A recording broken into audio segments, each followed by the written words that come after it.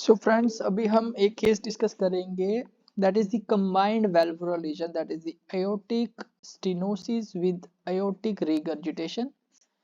So we'll discuss this case. So the first question examiner will ask, what is your diagnosis? Then what will you say?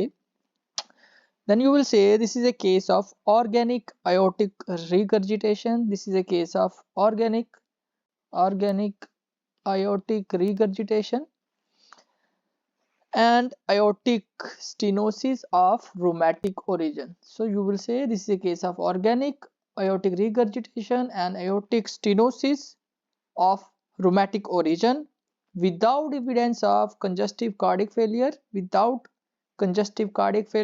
and the patient is in sinus rhythm at present.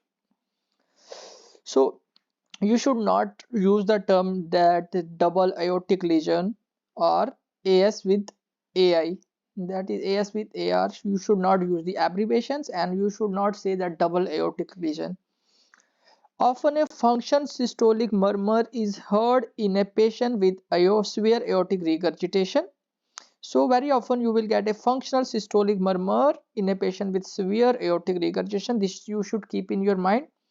Thus, one has to determine whether aortic stenosis is organic or functional. So, it is important to determine that aortic stenosis is organic or functional, because very often we get a functional murmur, systolic murmur in a patient with severe aortic regurgitation. So, it is very important to determine whether aortic stenosis is organic or functional. We will discuss later on how we will say it is organic. Lastly, in a combined aortic stenosis with aortic regurgitation, dominant lesion should be diagnosed. So the in a combined lesion, that is aortic stenosis with aortic regurgitation, dominant lesion which is hemodynamically significant should be diagnosed. It is worthwhile to remember that combined aortic stenosis and aortic regurgitation is usually of rheumatic origin. So this is most of the time whenever you find the aortic stenosis with aortic regurgitation, it is mostly of rheumatic origin. So this thing you have to be remember. So I told you just now that functional murmur you will get in functional systolic murmur you get in patient of aortic regurgitation. If it is where you can get functional systolic murmur. So you should not confuse it with organic murmur of aortic stenosis. You should differentiate functional murmur from organic murmur. Now we'll discuss how will you say which lesion is dominant. So how will you say dominant lesion? Now we'll see some predominant factors that will say this lesion is dominant. So you will say aortic stenosis is dominant than aortic regurgitation if the following symptoms are there, and you will say aortic regurgitation is dominant than aortic stenosis if following symptoms are there. So first discuss the symptom. Stenotic is dominant lesion. The most of the time the symptoms of aortic stenosis is angina, syncope and dyspnea. This dyspnea occurs on effort, angina, syncope and dyspnea. So it is 3 plus in aortic stenosis, while here it is only 1 plus. The symptoms are less. Angina, syncope and dyspnea are less in aortic regurgitation. Then palpitations and throbbing chest pain, palpitations and throbbing sensations. Palpitations and throbbing sensation is a feature of aortic regurgitation. So in aortic regurgitation you get palpitation and throbbing sensation, while it is very less palpitation you will get in aortic stenosis. So if the lesion dominant is aortic stenosis, you will get angina, syncope, dyspnea, and if the lesion predominantly is aortic regurgitation, then you will get palpitations and throbbing sensation. These things you have to keep in your mind. Then this was about the symptoms. Then we'll see the what is your signs. You will see the pulse rate. You will comment on the BP. So what kind of pulse you will get in aortic stenosis? You will get the low volume pulse in aortic stenosis, and you will get the pulses bisferiens. So if it is the stenotic lesion, then the predominantly pulse is low volume and you will get the pulses bisferiens, two peaks in the systole. But if the dominant lesion is the regurgitant lesion, then you know in aortic regurgitation you will get the high volume collapsing pulse, in aortic regurgitation. And pulses bisferiens you can get, but it is most of the time the feature of aortic stenosis. Then about the BP, in aortic stenosis the BP is low systolic pressure. Low systolic BP occurs in your aortic stenosis. You will get the low systolic blood pressure and the pulse pressure is low. If it is a case of aortic stenosis. Similarly, if it is a case of aortic regurgitation, the BP will have very high systolic BP and very high systolic BP and very low diastolic BP, and this you will get in aortic regurgitation. And there is wild pulse pressure. Here the pulse pressure was low, here there is wide pulse pressure. Here it is wild in aortic regurgitation, if the dominant lesion is aortic regurgitation. Then peripheral signs of aortic regurgitation, you will find here the peripheral signs of aortic regurgitation. You know all that Demoset sign, then Rosenbach sign, then Drosier murmur, all those things you will get in your aortic regurgitation, while it is less likely to get if the dominant lesion in aortic stenosis, you get very less likely. Then about the comment, you have to say about some features of apex. Apex in aortic stenosis is in normal position. It is in normal position. Apex is in normal position if it is aortic. Stenotic is the lesion dominant, while if it is the aortic regurgitant, the apex will go down and out because of the left ventricular hypertrophy. Apex will be down and out, while the apex will be normal in position if we are thinking aortic stenosis as the dominant lesion. Then about one more thing about the apex, there will be heaving apex in aortic stenosis. Very important. Heaving apex is a feature of aortic stenosis, while hyperdynamic apex is a feature of aortic regurgitation. Hyperdynamic apex you will get in aortic regurgitation. Very important, this thing. So this was about the apex. Now we'll comment upon the thrill. What type of thrill you will get in aortic stenosis? You will get systolic thrill, and this systolic thrill you will see in the aortic area, and this thrill may radiate to the carotids as well. So you will get systolic thrill in aortic area and in carotids. So this is important. Where do you get systolic thrill? You will get in the aortic area and in the carotids, while the thrill which you will get in aortic regurgitation, it is very less likely to be present. Systolic thrill, if it is present, it is due to functional aortic stenosis you can get, but it is less likely to get systolic thrill. If you get, it is due to functional aortic stenosis, and very rarely you will get the diastolic thrill in aortic regurgitation. You can get very rarely diastolic thrill, and it is present along the left sternal border. You will get the diastolic thrill. So this is important. This is about the thrill.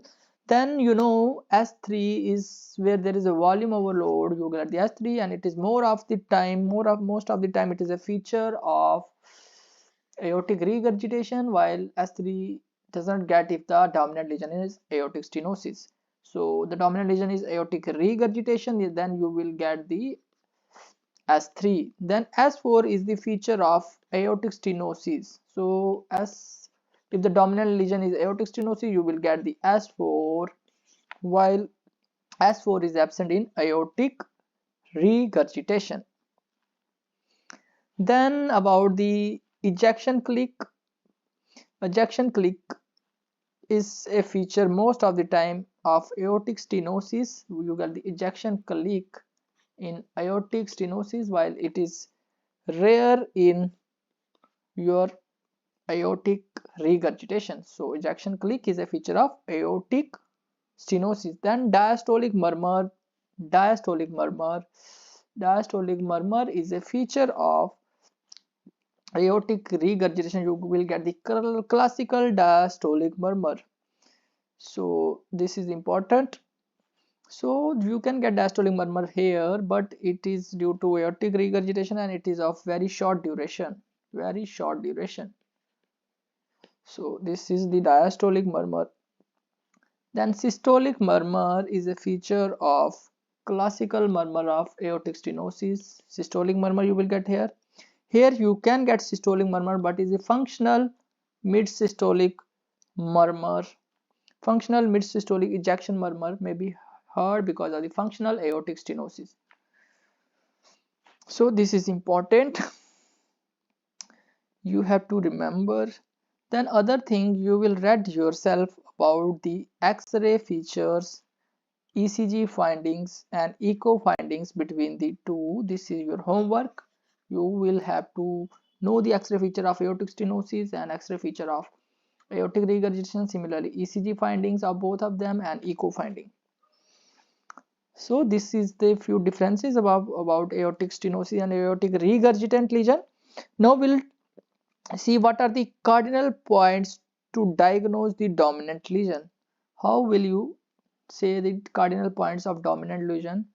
What are the points you have to remember to say which lesion is dominant? So you have to remember these cardinal points. First is the history. History is very important cardinal points. If you are getting the history of angina syncope, it is a more of the time the feature of angina syncope. Dyspnea is a feature of aortic stenosis. And if you are getting the history of palpitations and throbbing sensations, this is a feature of aortic regurgitation. This is about the history. Then you have to know about the pulse. We discussed BP. Then apex, you have to comment on apex. Then you have to comment on S3, S4. Then you have to comment on the ejection click,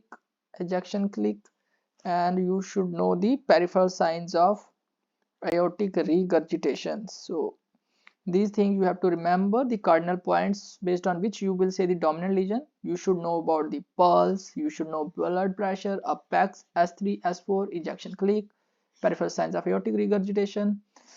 Then angina syncope dyspnea is the feature of aortic stenosis, while palpitations, throbbing sensation is a feature of aortic regurgitation. Then we'll come to another point. Aortic stenosis murmur, whether it is organic or functional. Organic or functional, because functional murmur you can get in aortic regurgitation. So you have to know whether the lesion is organic or functional. This is important. How will you know? First of all, the history. Patients with, if the patient is having the organic lesion, then he will give the history of angina, syncope and dyspnea. He will give the history of angina, syncope and dyspnea if the lesion is organic. So while in functional aortic stenosis, he doesn't give such history of angina, syncope or dyspnea. If you are getting the history of angina, syncope or dyspnea, you should think it is organic. The lesion is organic. Also, you will look for the pulse will be low volume, often anacrotic in nature if the lesion is organic. So if the lesion is organic, pulse will be low volume and anacrotic pulse if the lesion is organic. Then about the BP, there will be systolic decapitation of BP in organic lesion. In organic lesion, there will be systolic decapitation if it is a case of organic lesion. Then about the apex will be heaving. You will get the heaving apex if it is organic lesion. Then about other things, then systolic thrill in the aortic area. Systolic thrill In aortic area, systolic thrill in aortic area, it is present most of the time in organic lesion. Rarely, functional aortic system may give rise to systolic thrill. Oh, so most of the time, systolic thrill, if you are getting it, is most of the time it is organic lesion. Ejection click always favor the organic lesion. So ejection click always favor the organic aortic stenosis. In functional aortic stenosis, peripheral signs of aortic regurgitation will be very prominent, like presence of water hammer pulse, dancing carotid extra. Thus, in a functional aortic stenosis, pulse is of high volume. Pulse is of high volume. So, if you are thinking it to be a functional aortic stenosis, then you will see the most of the time the features of aortic regurgitation and pulse volume will be high volume pulse. But if it is a true or an organic aortic stenosis, you won't get the signs of aortic regurgitation and the pulse volume is low volume. You will get the heaving apex, systolic thrill, ejection click, systolic decapitation of the BP, and features of angina syncope and dyspnea. So this is how you will say that whether it is organic or functional. Then possible blood pressure in patients with where aortic stenosis more than aortic regurgitation and aortic regurgitation more than aortic stenosis. Possible BP. The comment upon the BP. If you are thinking the stenotic lesion is prominent than the regurgitant lesion, if stenotic lesion is prominent than the regurgitant lesion, aortic regurgitation is also called aortic insufficiency, then the BP will be low. That is, BP will be approximately 90/65. You say it is low BP, low blood pressure, low systolic blood pressure. And if you are thinking the blood pressure to be aortic regurgitation more than the aortic stenotic, then there will be BP will be approximately 130/20, very high systolic and very low diastolic. So the measurement of BP should be done carefully in all the cardiovascular cases. So you see how much difference it is creating here. Here it is a wide pulse pressure, here is a low pulse pressure. So this thing you have to remember about the BP will be systolic will be very high in aortic regurgitation and diastolic will be very low, while in aortic stenotic lesion there will be low systolic blood pressure. So this is about the blood pressure. Now what is aortic sclerosis murmur? Now the question comes, what is aortic sclerosis, murmur, aortic sclerosis murmur. So you will say in aged person suffering from atherosclerosis with or without hypertension, there is fibrosis, thickening and calcification of bases of the aortic valve cusps. They may give rise to harsh ejection systolic murmur up to grade 5 in some cases. Differentiate aortic sclerosis from aortic stenosis by the following points we will discuss.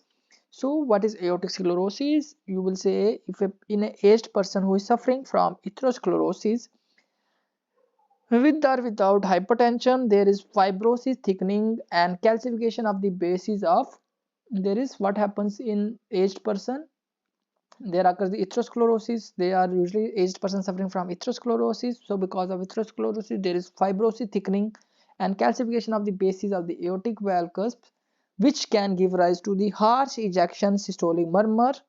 So you will have to differentiate from true aortic stenosis. So how will you differentiate? The aortic sclerosis murmur is basically harsh ejection systolic murmur of grade 5. So you can get harsh ejection systolic murmur in aortic sclerosis because of the atherosclerosis process give rise to the fibrosis, thickening and calcification of the valve cusps. In aged person there is a process goes on that is called the atherosclerosis, because of which there is occurring fibrosis, thickening and calcification of the valve cusps. So you get a murmur. So you should differentiate this murmur, aortic sclerosis murmur, from true aortic stenosis. So how will you differentiate? If if the patient is having aortic sclerosis, I am talking about aortic sclerosis, then there will be no syncope, no angina, no dyspnea, no heart failure. So angina, syncope, dyspnea will be absent in true aortic sclerosis, and the pulse volume is normal. While the pulse volume will be low in the case of aortic stenosis, here the pulse volume will be normal pulse volume in aortic sclerosis. Also there is no thrill will be absent while you are getting thrill in aortic stenosis. Also you will see there is no shift of the apex beat, so this is okay. Apex beat is normal like that in aortic stenosis. Then you will get the normal A2 component is normal A2, and you will get the localized murmur. It doesn't radiate anywhere, localized murmur, while that of aortic stenosis may radiate to the carotids. So it is most of the time localized into the aortic area. So this thing you have to remember, and you have to know the features of atherosclerosis, then you will say it is aortic sclerosis. So I will discuss later the what are the features of atherosclerosis. First you should know that how will you differentiate aortic sclerosis from aortic stenosis, because you can get a murmur, that is the ejection systolic murmur in aortic sclerosis as well as in aortic stenosis. So you should differentiate the two. If you are discussing the, if you are thinking it to be aortic stenosis organic, which is true one, then you will get angina, syncope and dyspnea, you will get the low volume pulse, you will get the systolic thrill. However the apex beat will be in normal position, and you will get the murmur, which is the ejection systolic murmur, that will radiate to the carotid, while in aortic sclerosis no such thing will be seen. However the apex beat will be in normal position in both of them. Then about the, there will be normal A2.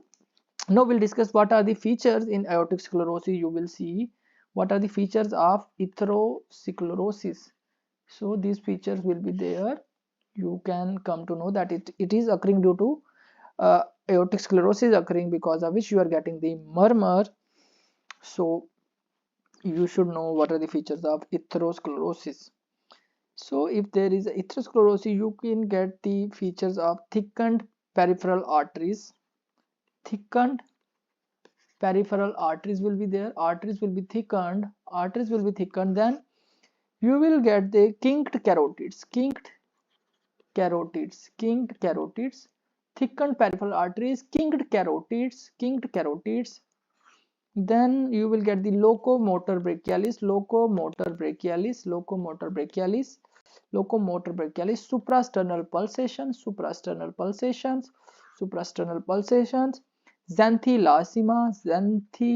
xanthelasma, that is deposition of lipids around the eyes. Occasionally calcification becomes excessive and thus produces severe aortic valve obstruction. This is known as calcific aortic stenosis.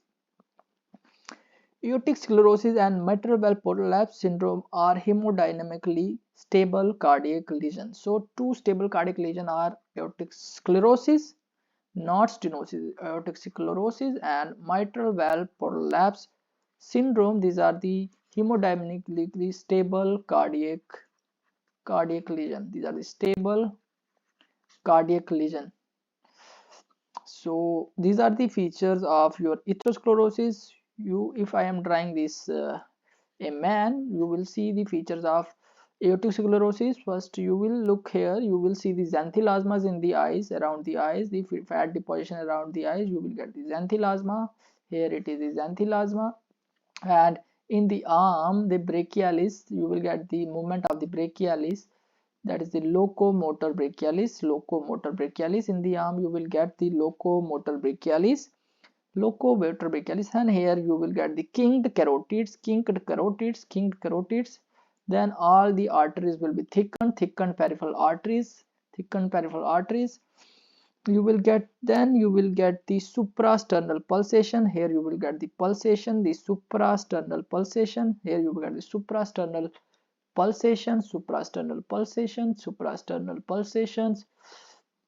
from top to bottom.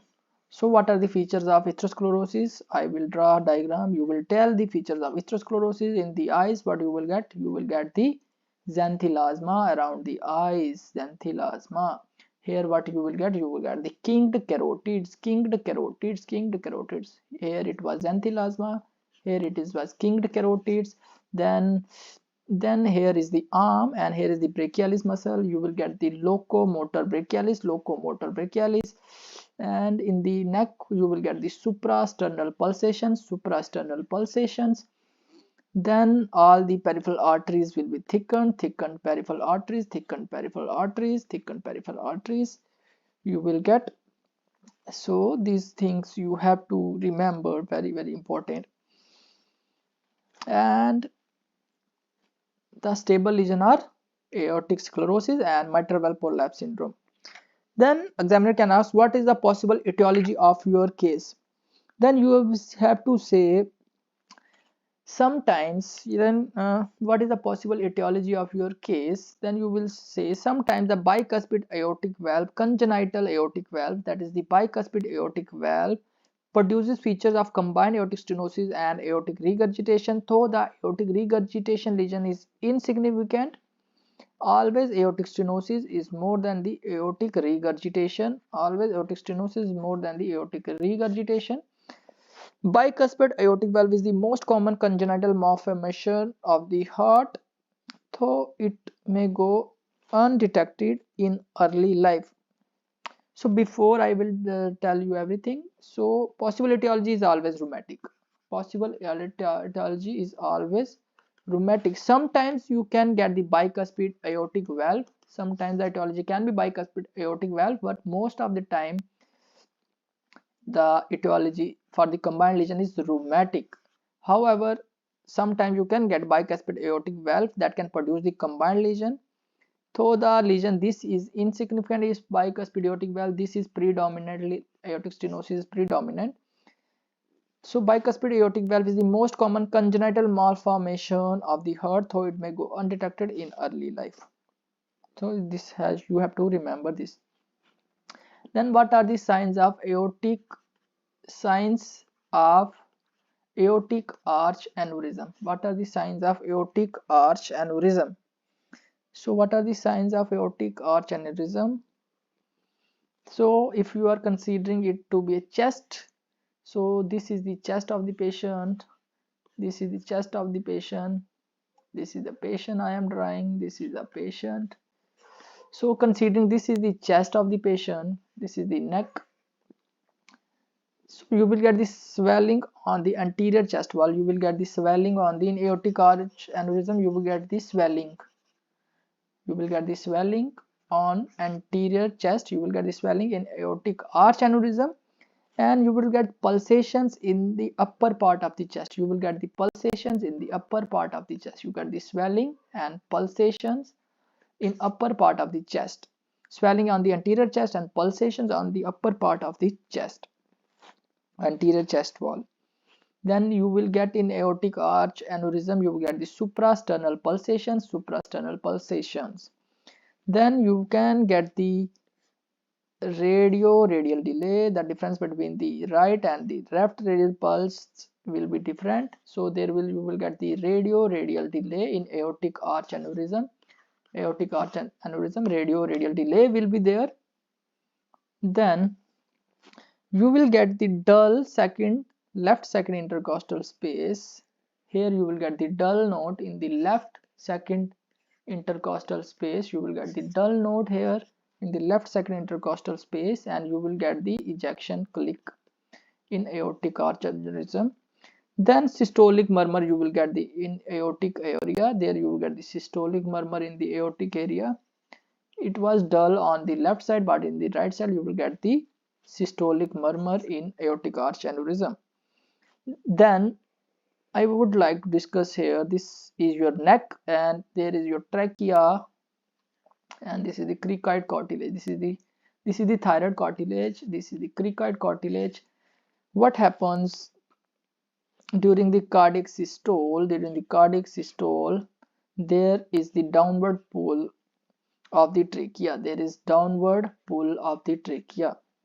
And when you apply the pressure on the trachea with the two fingers, this is the trachea, and you will apply the pressure with two fingers on the trachea. This is trachea, there are two fingers, you will apply the pressure, and with each cardiac systole you will get the downward displacement of the trachea, and this is felt on the lower border of the cricoid cartilage. A downward traction is felt on the trachea and it is called as the Oliver sign. Oliver sign. With cardiac systole you will get the Oliver sign, and in COPD patient on inspiration as the lungs inflate because of the mediastinum is pushed downward, then you will get the tracheal tug, that the trachea will feel on the fingers with inspiration, and that sign is called as your Campbell sign. So you will get the Campbell sign. Oliver sign, that is the tracheal tug, you will get in aortic arch aneurysm. So this is important, you have to remember that tracheal tug or the Oliver sign you will get if with cardiac systole you are getting the sign, that is your aortic arch aneurysm, and if with inspiration you are getting the sign, that is the Campbell sign. So Oliver sign and Campbell sign, Campbell sign. What sign you will get in aortic arch aneurysm? You will get the Oliver sign in aortic arch aneurysm. Aortic arch aneurysm, that is with cardiac systole, you will feel the downward displacement of the trachea, and Campbell sign you will get in the COPD, chronic obstructive pulmonary disease, and there the downward displacement of the trachea occurs with inspiration, and this occurs with cardiac systole, Oliver sign. Then the examiner can ask what are the differential diagnoses of your case. Differential diagnosis, then you have to elaborate the differential diagnosis of the aortic stenosis and aortic regurgitation. So you will say actually a patient of aortic stenosis and aortic regurgitation have systolic and diastolic murmur in the aortic area that mimic a continuous murmur. So you will get the both systolic and diastolic murmur that can mimic the continuous murmur. So you get systolic and diastolic murmur that can mimic the continuous murmur. The common causes of continuous murmur begins in this systole and extends throughout the second heart sound into part or whole of the diastole. So it begins in this systole, it may cover some part of the diastole or cover whole part of the diastole. So you have to say all the differentials of continuous murmur in your case. If you are getting the combined lesion, then you will say the first differential I would like is patent ductus arteriosus. Patent ductus arteriosus, train internal murmur or machinery murmur or Gibson murmur. So in PDA, patent ductus arteriosus, you get train internal murmur, machinery murmur, Gibson murmur. In patent ductus arteriosus, it is commonly found in this murmur is in females. And in patent ductus arteriosus you will get the water hammer pulse and continuous murmur with late systolic accentuation, continuous murmur with late systolic accentuation, and is best heard in the where you will get, suppose these are the clavicles and this is second intercostal space. This PDA murmur you better heard in the second intercostal space and infraclavicular lesion.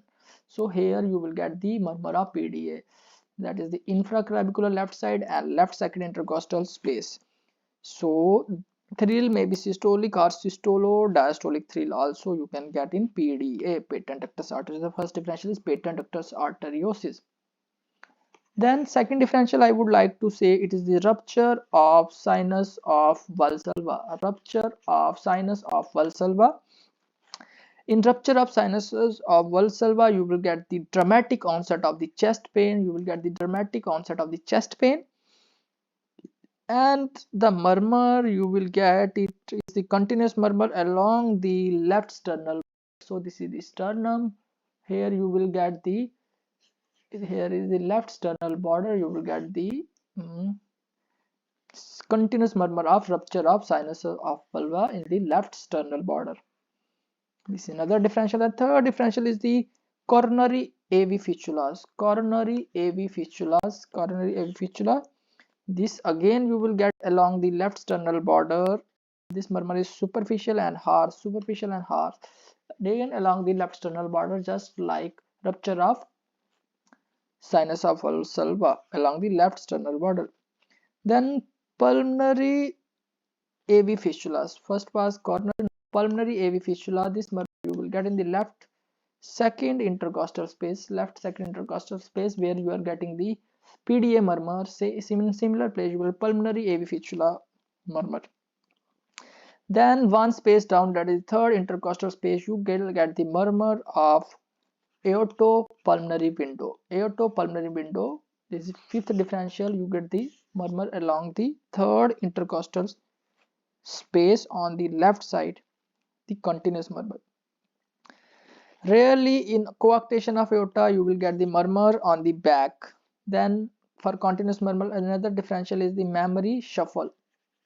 Mammary shuffle best heard over the mammary area, and second to fourth intercostal space. In mammary area and second to fourth intercostal space you will get the mammary shuffle, which is you get in the pregnancy. So mammary shuffle in the mammary area, second to fourth intercostal space. Then venous hump at the root of the neck. Venous hump at root of the neck, that is the Devil's murmur. Devil's murmur.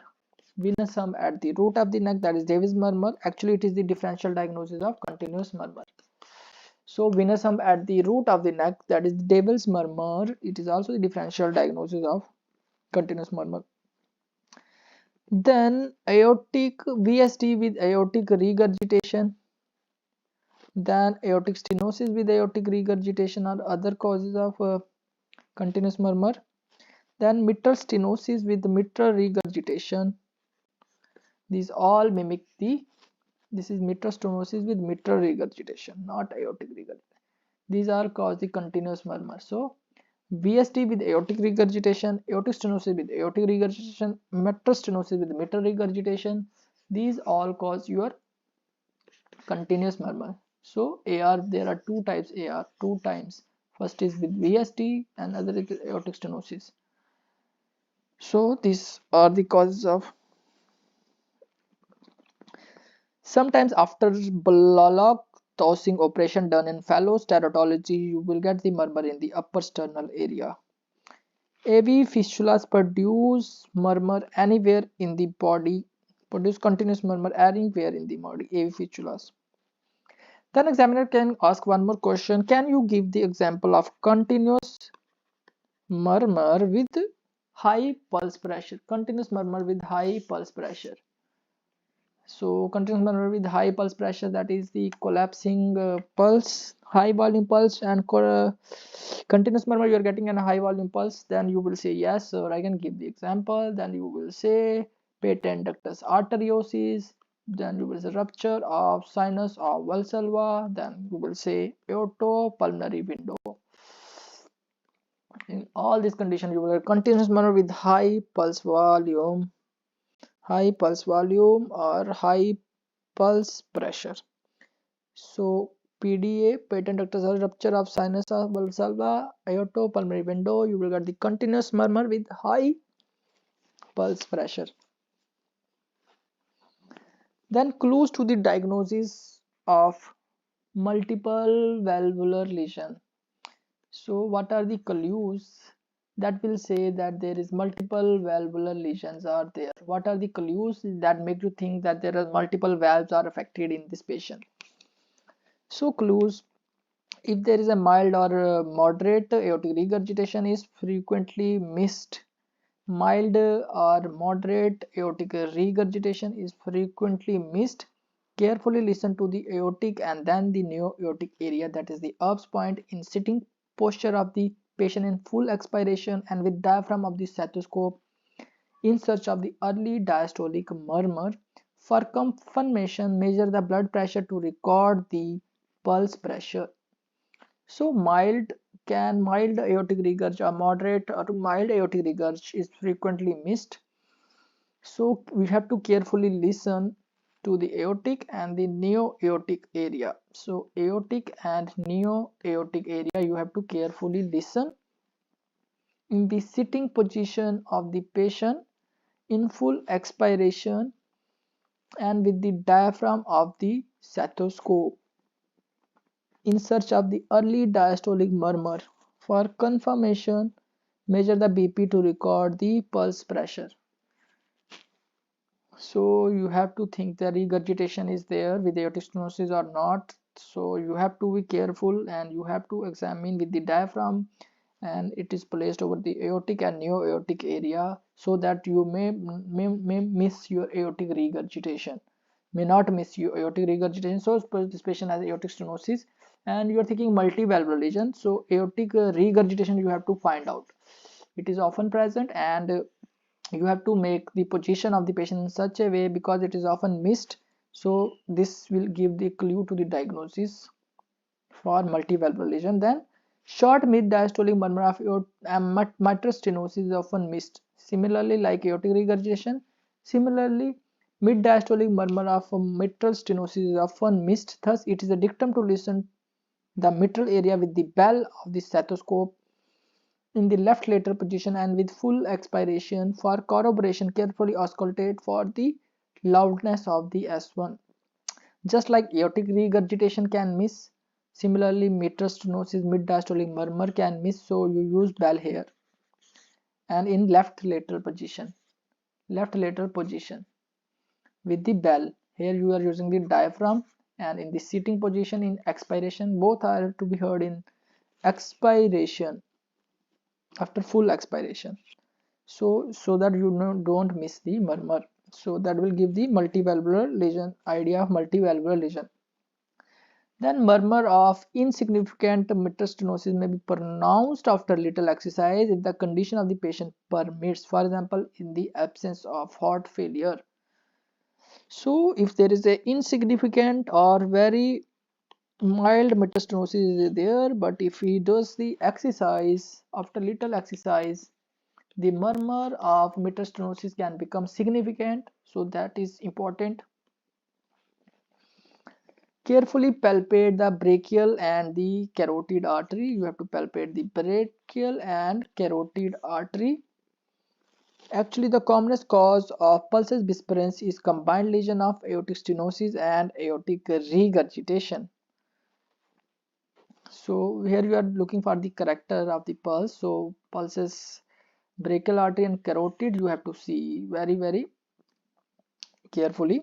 Actually, the commonest cause of pulsus bisferens is the combined lesion of aortic stenosis and aortic regurgitation. If you get pulsus bisferens in your patient, you are sure about the presence of two valvular lesion.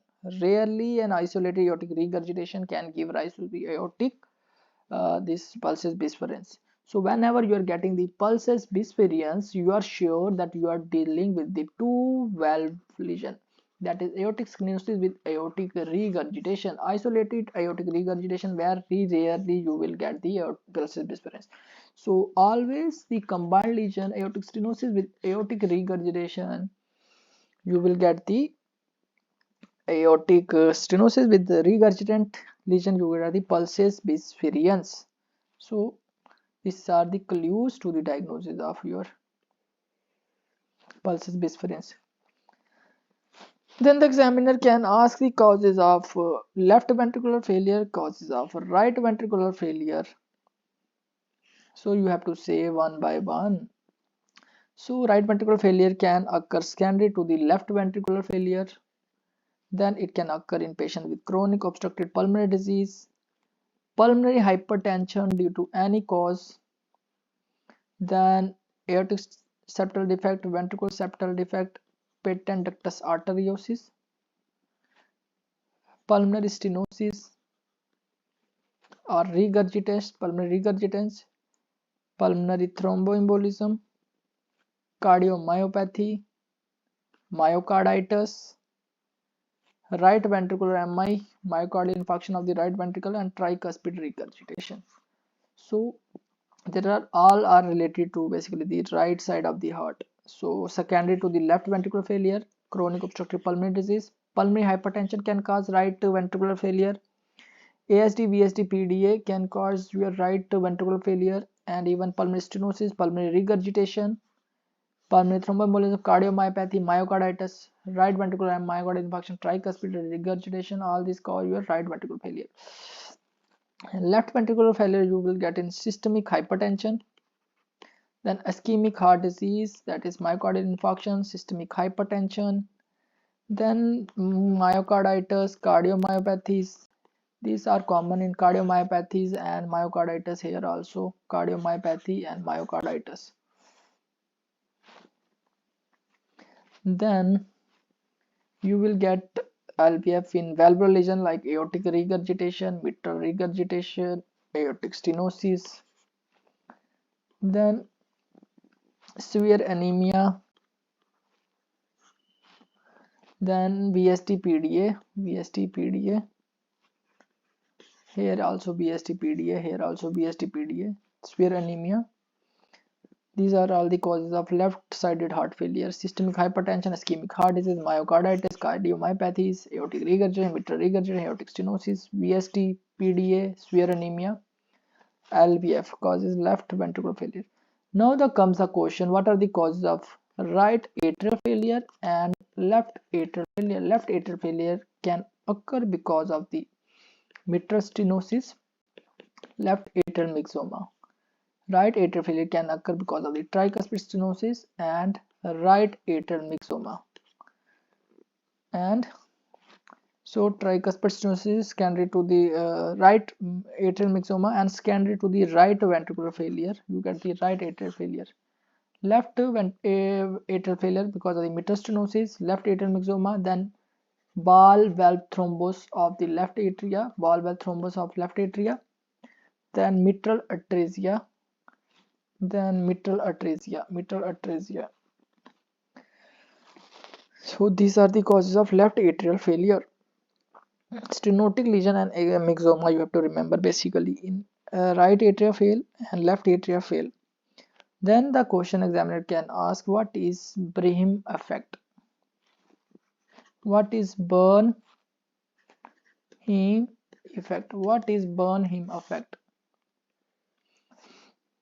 Burnham effect, it is the right ventricular pressure change resulting from the left ventricular hypertrophy without developing the pulmonary hypertension.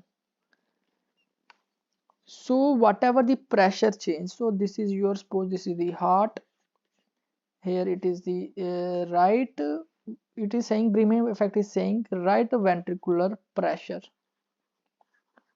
change, which result from the left ventricular hypertrophy. This pressure is changing on the right ventricular pressure because of the left ventricular hypertrophy, and it is without the development of pulmonary hypertension. So there is no pulmonary hypertension, and the pressure changes which occurs in the right ventricular pressure change which occurs secondary to the left ventricular hypertrophy, that is Brim effect.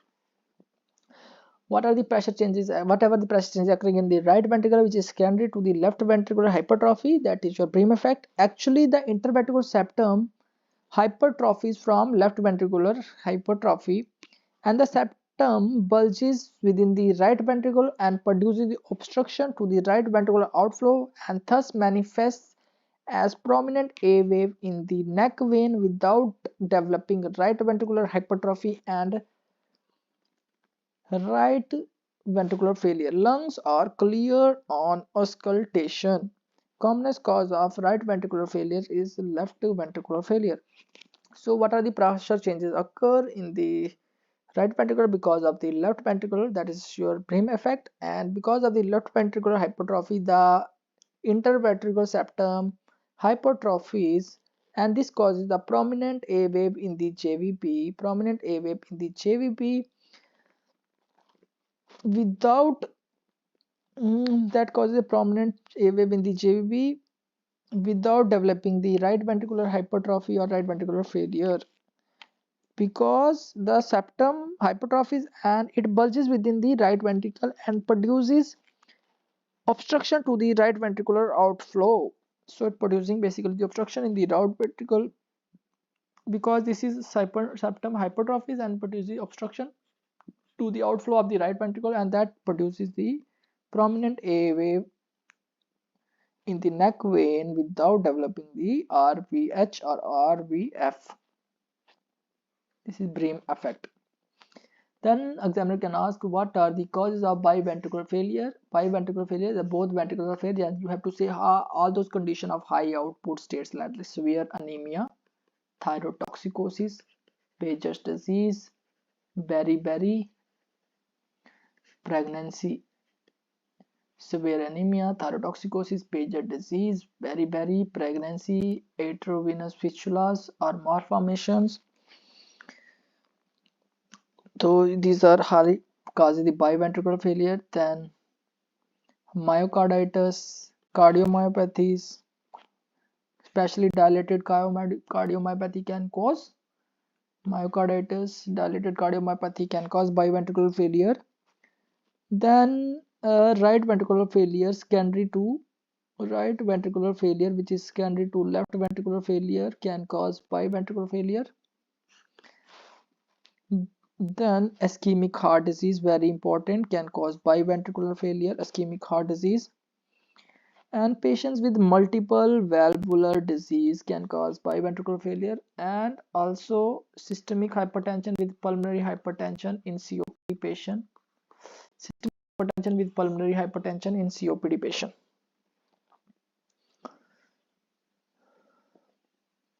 So these are the causes of biventricular failure.